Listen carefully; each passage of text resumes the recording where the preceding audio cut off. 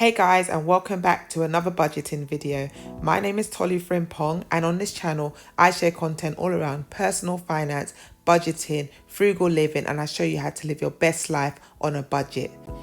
So in today's video, what I'm going to be doing is talking through my June 2020 and reconciling the numbers. So it's important when you're budgeting to actually go back and look at the numbers and make sure that you actually stuck to budget and see the areas in which you've done well and didn't do so well in. So in today's video, that's exactly what I'll be doing. I'll be talking you through my numbers, showing you the categories in which we underspent or overspent. We currently use the zero-based method of budgeting. This is the method whereby every single penny and pound is given an assignment to do at the start of the month before any money is actually spent. You allocate the money, give it a job to do so that at the end of the month, you know where all the money is gone. If you'd like me to send you a copy of my budgeting template, I'll be happy to do so. Simply drop me an email at info@tolufrimpong.com and I'll send that over to you. Alternatively, just leave a comment in the comment section below and I'll email that budget template to you. If you're not currently following me on any of my social media platforms, then please do so. I'm on Instagram, Pinterest and Twitter as Tolu Frimpong. So yeah, follow me and we can engage and get social, because I definitely am a lot more active on Instagram than I am on YouTube. So if you do like a good budgeting video and you do like to see real numbers and see how real everyday people manage their money, manage their finances, then you're going to want to give this video a big thumbs up, subscribe to my channel, leave a comment in the comment section below. And without further ado, I'm going to get into the numbers for you right now.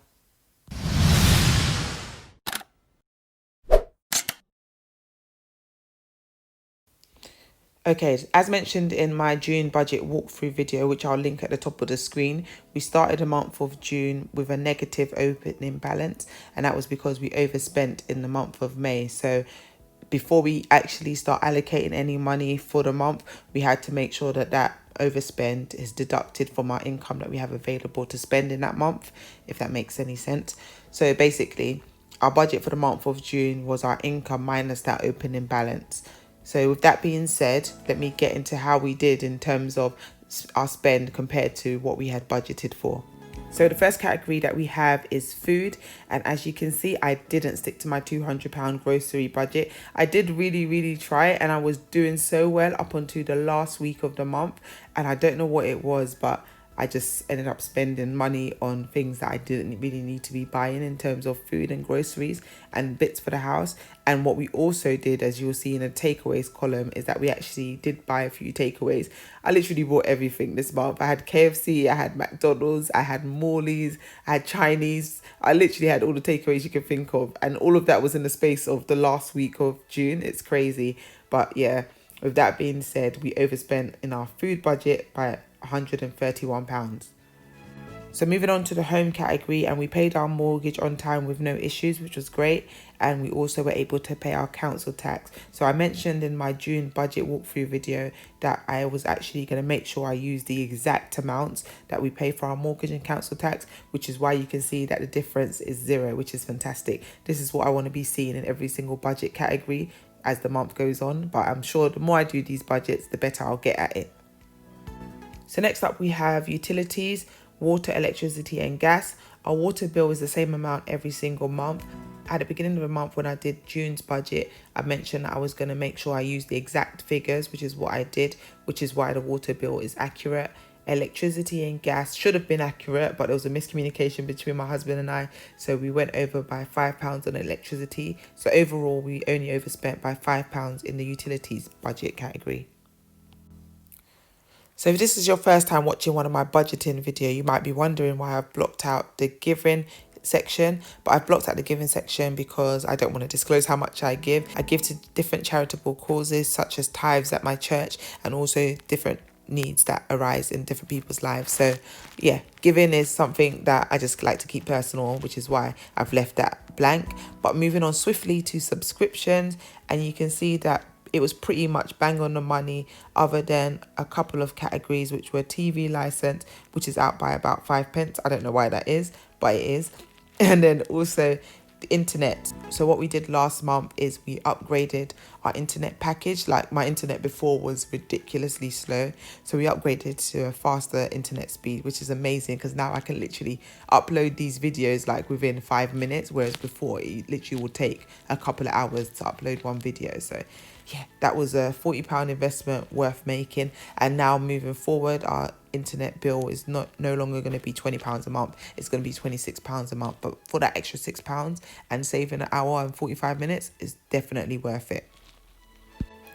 So the next category that we have on the list is transport, and just as budgeted, we didn't spend any money in this category this month. I think this is probably, to be honest, going to be the last month that this is going to happen, since lockdown seems to be easing up and we are starting to be allowed to go places. So I think I'm going to start using the car a bit more. So I think next month I definitely will allocate some money to the transport category, but I'm pleased to report that for the month of June, I didn't spend any money on transport. So moving on to fun and entertainment, despite not allocating any money to this budget category for the month of June, I ended up spending money that I shouldn't have spent. And that was because when I was setting up the budget for the month of June, I totally forgot that my birthday was actually coming up the following month. I know, how can I forget my own birthday? That's crazy, but I did. I didn't think of it when I was doing the budget, at least. So it was only after, you know, the month was going on, I thought, oh my gosh, it's my birthday, I need to actually get a few bits. So I needed to buy hair because I'm going to do my hair myself, but I needed to buy extensions and I needed to buy a few other bits. So I did. I brought some other things, and that's how I ended up spending £81, 25p. That wasn't part of the budget. Moving on to the next category, we have insurance. And the only insurance that we pay on a monthly basis is life insurance, and that is £46.62, and that was paid fine on time.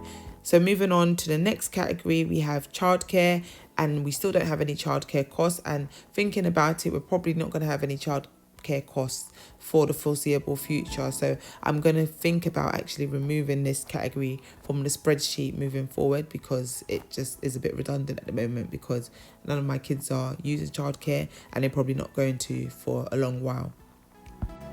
So the next category that we have on the spreadsheet is miscellaneous, and we only allocated £7.32p to miscellaneous, and that was because of something that we had bought literally just before I created the June spreadsheet.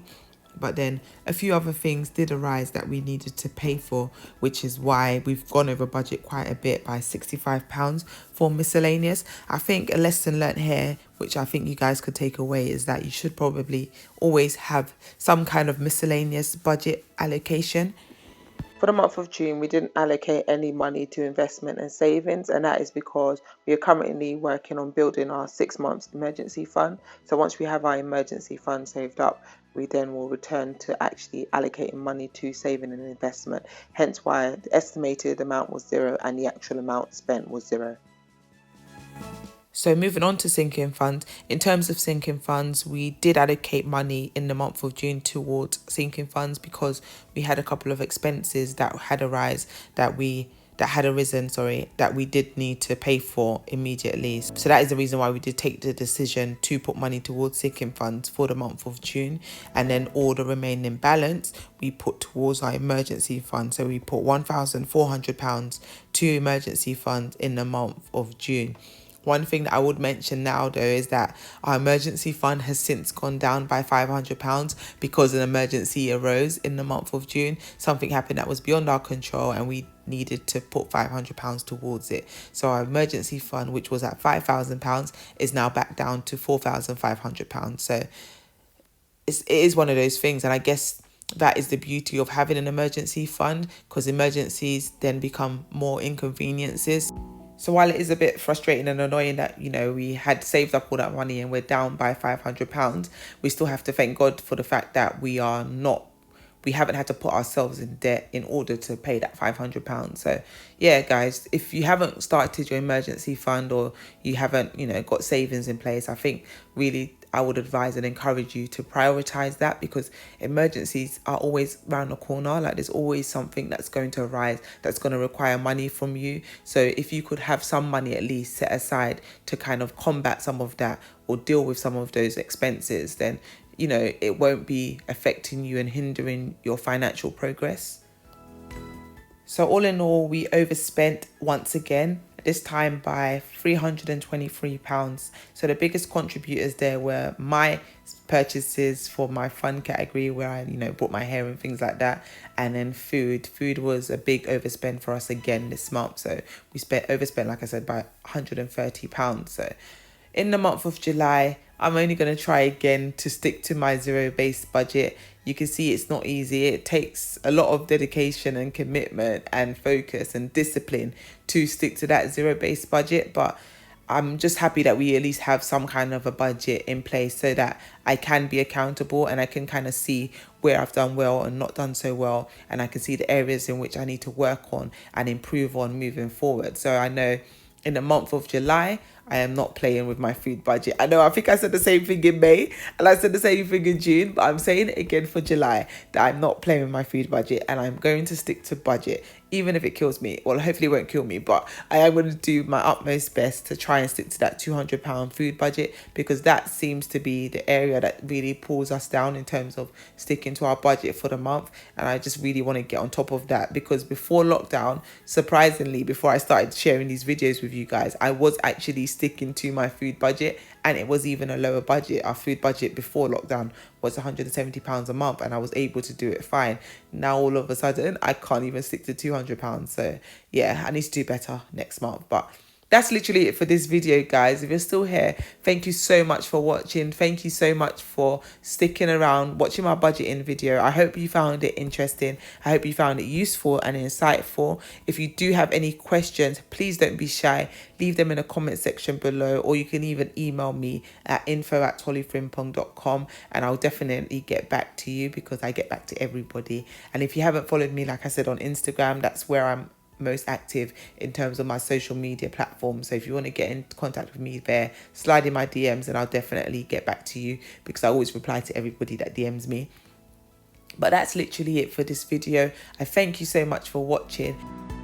Please do like this video, give it a big thumbs up. Please subscribe to my channel if you haven't done so. Hit the notification bell so that you know every single time I upload a new video. And that is literally it for this video. Thank you so much for watching, guys. Take care. Bye.